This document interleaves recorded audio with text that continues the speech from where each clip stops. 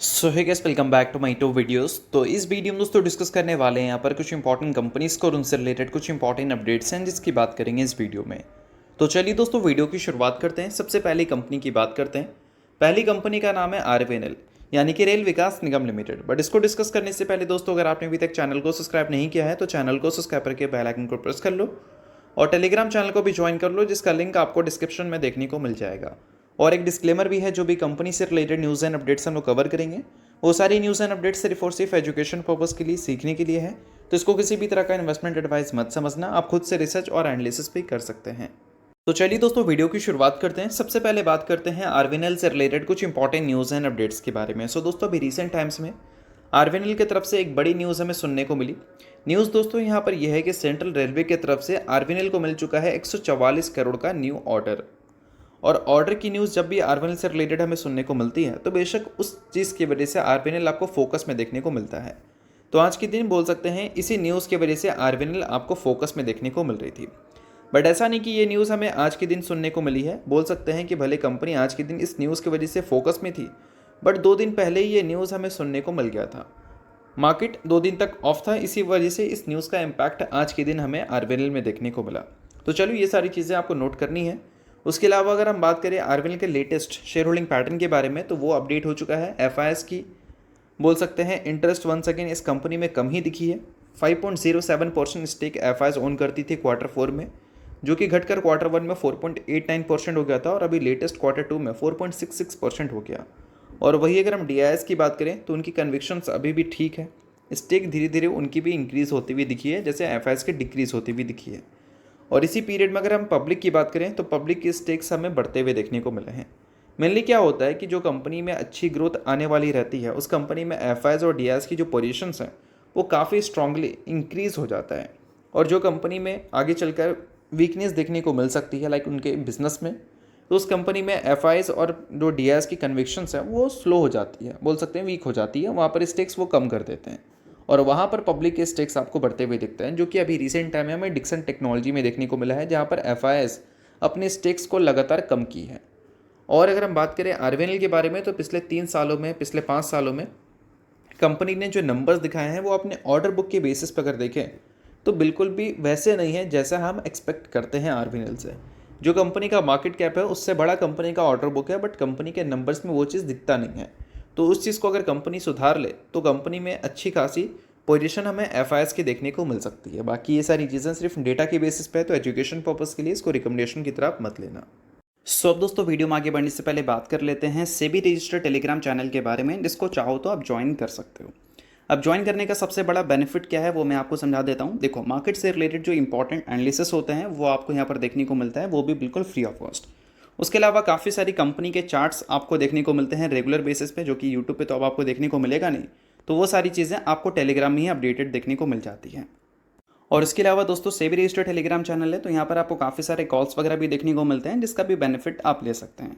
Past में जो calls वगैरह यहाँ पर देखने को मिले थे उसकी परफॉर्मेंस भी हमें काफ़ी अच्छी देखने को मिली थी, जिसको आप चाहो तो नोट डाउन कर सकते हैं।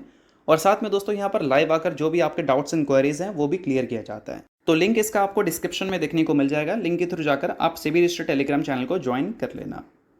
तो चलिए दोस्तों बात करते हैं अब अगली कंपनी के बारे में। सो अगली कंपनी का नाम है मैज़गुन डॉक शिप बिल्डर्स लिमिटेड। सो दोस्तों, मैज़गुन के बिजनेस से रिलेटेड एक काफ़ी इंपॉर्टेंट न्यूज़ हमें विटनेस करने को मिल रहा है। न्यूज़ यहाँ पर यह है कि मैज़गुन ने एक एक्सक्लूसिव पैक्ट साइन किया है फ्रांस की एक कंपनी है नवाल ग्रुप, उसके साथ फॉर फॉरेन सबमरीन प्रोजेक्ट्स। अब इस चीज़ को मैं थोड़ा सा डिटेल में क्लियर कर देता हूँ। नवाल ग्रुप जो है वो काफ़ी बड़े मार्केट पोजीशंस को ओन करती है। अगर हम ग्लोबली बात करें तो उसको काफ़ी सारे सबमरीन प्रोजेक्ट्स मिलते हैं। तो उसके लिए मैज़गुन ने उनके साथ एक एमओयू साइन किया है। अब देखो, मैज़गुन की बात करें, अगर उनको कोई सबमरीन बनाने का कॉन्ट्रैक्ट मिलता है तो इसका मतलब ये है कि वो कंपनी पूरी तरह से उस सबमरीन को नहीं बना पाएगी। उसको किसी बड़ी कंपनी की नीड होती है उस सबमरीन को बनाने के लिए। लाइक अगर हम बात करें P-75I सबमरीन के बारे में, तो उसके लिए मैज़गुन जो है एमओयू साइन कर रखी है नवाल ग्रुप के साथ। उनकी भी कंट्रीब्यूशन उसके लिए हमें देखने को मिलेगा। और अभी नवाल ग्रुप को जो बोल सकते हैं फॉरेन सबमरीन प्रोजेक्ट मिलेगा उसमें मैज़गुन की कंट्रीब्यूशन हमें देखने को मिलेगी। तो ये है कंप्लीट बोल सकते हैं एक विन विन सिचुएशन, जब 2 बड़ी कंपनी एक दूसरे के लिए काम करती है और दोनों को इससे फ़ायदा होता है। तो बिजनेस पॉइंट ऑफ व्यू से इस न्यूज़ को हम अच्छा कंसिडर कर सकते हैं। और बोल सकते हैं कि मैज़गॉन के लिए ये न्यूज़ ज़्यादा अच्छी है, क्योंकि अगर हम इंडिया की बात करें तो ग्लोबली अगर हम देखें जो शिप बिल्डिंग मार्केट है उसमें इंडिया का जो मार्केट शेयर है वो 0.06% है, और 20वें नंबर पे इंडिया अभी देखने को मिलती है अगर हम शिप बिल्डिंग मार्केट शेयर के हिसाब से देखें तो। टॉप 3 प्लेयर्स 85% से ज़्यादा का ग्लोबल मार्केट शेयर ओन करते हैं, जिसमें पहला नाम आता है चाइना का, साउथ कोरिया का और जापान का। बट यहाँ पर इंडिया के पास एक चीज़ क्लियर है भाई कि खोने के लिए कुछ नहीं है।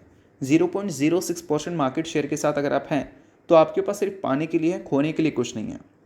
अगर पाने का प्लान है तो बोल सकते हैं इंडिया का प्लान क्या है, तो वो यहाँ पर आपको मेंशन देखने को मिलेगा कि इंडिया जो है वो प्लान कर रही है ग्लोबल स्टैंडिंग में अपनी जो पोजीशंस हैं उसको इंक्रीज़ करना, और टारगेट कर रही है 2030 तक टॉप 10 पोजीशन को लेना और 2047 तक टॉप 5 पोजीशन पे आना। तो बोल सकते हैं कि आगे चलकर इंडिया जो है वो सबमरीन्स में, शिप बिल्डिंग्स में, इसमें काफ़ी ज़्यादा कंट्रीब्यूशन आपको प्ले करती हुई देखने को मिलेगी ग्लोबली, जो कि अभी के टाइम पे उतना तो देखने को नहीं मिलता है। बट अभी देखा अपने MOU साइन हुआ है नवाल ग्रुप के साथ, तो बोल सकते हैं ग्लोबली आगे चलकर उनकी प्रेजेंस हमें अच्छी दिख सकती है। और ये सारी चीज़ें उन कंपनीज़ के लिए अच्छी बात रहेगी जो कंपनी शिप बिल्डिंग्स में काम करती है, लाइक मैज़गॉन डॉक। और इससे कंपनी के जो अर्निंग्स हैं वो भी हमें अच्छे देखने को मिलेंगे। और अगर अर्निंग्स की बात कर रहे हैं तो कंपनी के क्वार्टरली रिजल्ट की बात कर लेते हैं। लास्ट क्वार्टर में जो कंपनी ने रेवेन्यू रिपोर्ट किया था वो हमें 11% से ग्रो करता हुआ दिखा था ईयर ऑन ईयर बेसिस पे। बट कंपनी का जितना रेवेन्यू था उस हिसाब से जितना कंपनी का प्रॉफिट रिपोर्ट होना था उतना कंपनी का प्रॉफिट रिपोर्ट हुआ नहीं था। तो इसका मतलब ये है कि कंपनी ने जो प्रोविज़न की कमिटमेंट की थी कि वन टाइम प्रोविज़न की वजह से कंपनी का प्रॉफिट Q4 में गिरा है, वो क्वार्टर 1 में भी इम्पैक्ट फेस करता हुआ दिखा है।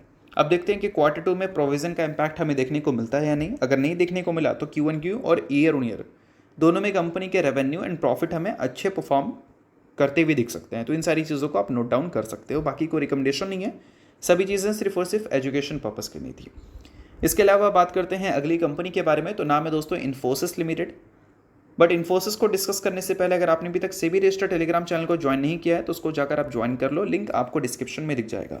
सेबी रजिस्टर्ड टेलीग्राम चैनल है तो काफ़ी कुछ आपको मिलता है, लाइक न्यूज़ एंड अपडेट्स की बात कर लें, चार्ट्स की बात कर लें, उसके अलावा मार्केट से रिलेटेड, इंडस्ट्री से रिलेटेड प्रॉपर एनालिसिस, वो सारी चीज़ें।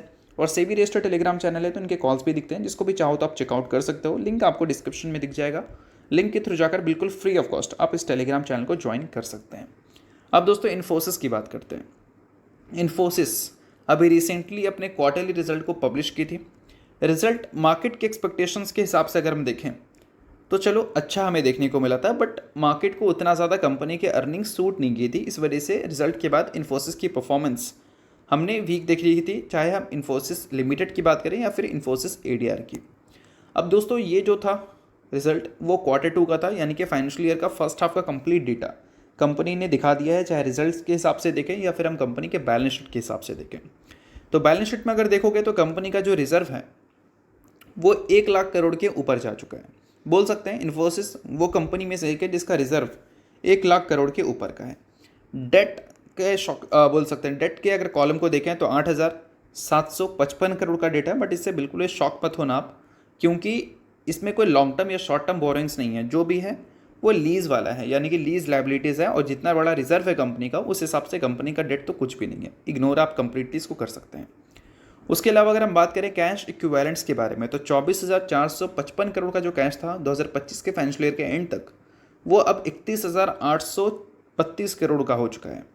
और जहाँ तक आप पहले का डेटा देखोगे तो 2016 में कंपनी का जो बोल सकते हैं कैश इक्विवेलेंट था वो 32,000 करोड़ का देखने को मिलता था 15-16 में, और अब जाकर कंपनी ने 25-26 में वो डेटा रिपोर्ट किया है।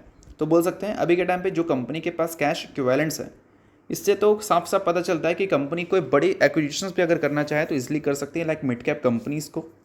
और कंपनी अभी रिसेंटली जो 18,000 करोड़ का बायबैक की न्यूज़ हमें सुनाई थी, वो भी न्यूज़ से एक मार्केट शॉक हुई थी। बट अभी के टाइम पे जो कंपनी का कैश इक्विवेलेंट्स हमें दिख रहा है, उस कैश को देखते हुए तो लगता है कि भाई 18,000 करोड़ का जो बायबैक है वो बिल्कुल कंपनी के बैलेंस शीट के हिसाब से जस्टिफाइड होता है।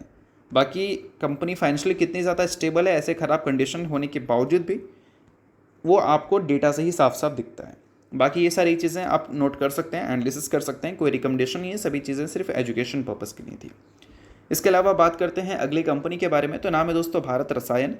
कंपनी ने अनाउंस किया है बोर्ड मीटिंग, जिस बोर्ड मीटिंग में वो कंसिडर करेगी बोनस। कंपनी ने अपडेट किया है कि ये 24 अक्टूबर को बोर्ड मीटिंग कंडक्ट करने वाले हैं, जहां पर बोनस का प्रपोजल और स्प्लिट का प्रपोजल ये रखेगी। प्रपोजल अप्रूव हो जाता है तो भारत रसायन आपको स्प्लिट और बोनस की न्यूज़ ऑफिशियली अनाउंस करते हुए दिख सकती है।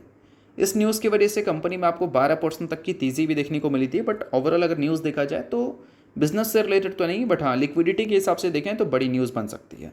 तो अगर आप भारत रसायन के इन्वेस्टर हैं तो आप इस चीज़ को नोट कर सकते हैं, इन्वेस्टर नहीं है इग्नोर कर सकते हैं, न्यूज़ थी इस वजह से मैंने बता दिया।